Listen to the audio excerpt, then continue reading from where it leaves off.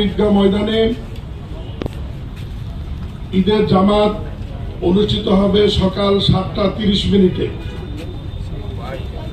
ইতিমধ্যেই ঈদগাহ ময়দানে সকল প্রস্তুতি সম্পন্ন হয়েছে। মহামান্য রাষ্ট্রপতি এবং গণপ্রজাতন্ত্রী বাংলাদেশ সরকারের মাননীয় প্রধানমন্ত্রী জনাব তারেক রহমান এই জাতীয় ঈদগাহ ময়দানে পবিত্র ঈদের নামাজে অংশগ্রহণ করবেন।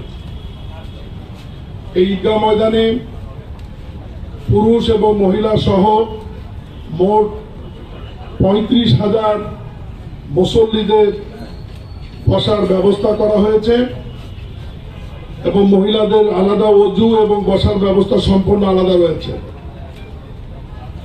আমি ঢাকা নগরবাসীকে অনুরোধ করব, জাতীয় ঈদগাহ ময়দানে যারা নামাজ আদায় করতে চান তাদের কমপক্ষে নিরাপত্তার স্বার্থে, বাকিটি ডিএমপি কমিশনার বলবে, অনেক পূর্বেই ঈদগাহ ময়দানে প্রবেশ করতে হবে। আমি আপনাদের মাধ্যমে ঢাকা নগরবাসী সহ দেশবাসীকে পবিত্র ঈদ উল আজহার অগ্রিম শুভেচ্ছা এবং ঈদ মোবারক জানিয়ে আপাতত শেষ করছি। এখন প্রশাসক মহোদয় একটু বলবেন, এরপরে ডিএমপি কমিশনার বলবেন। সবাইকে ধন্যবাদ। আসসালামু আলাইকুম।